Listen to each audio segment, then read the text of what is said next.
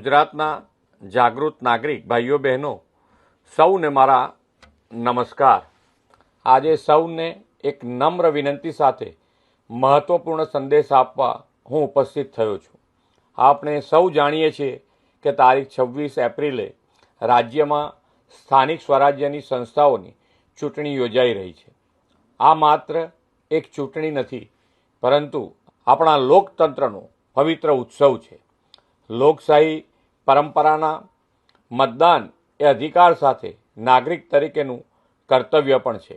તમારા એક મત તમારા શહેર, જિલ્લા અને તાલુકા તથા ગામ અને સમગ્ર સમાજના વિકાસને વધુ ગતિ આપશે। એ માટે દરેક મત અમૂલ્ય છે। હું રાજ્યના દરેક મતદારોને હાર્દિક અપીલ કરું છું કે 26 એપ્રિલે મતદાન કેન્દ્ર સુધી જરૂર પહોંચો અને મતદાન અવશ્ય કરો। પરિવાર, મિત્રો અને પડોશીઓને પણ મતદાન માટે પ્રેરિત કરો। 100% મતદાનનો સંકલ્પ લઈને લોકશાહીને વધુ મજબૂત બનાવો। જે યુવા મતદારો આ વખતે પહેલીવાર પોતાના મતાધિકારનો ઉપયોગ કરવાના છે, તે સૌ યુવાનોને પણ મારી શુભકામનાઓ।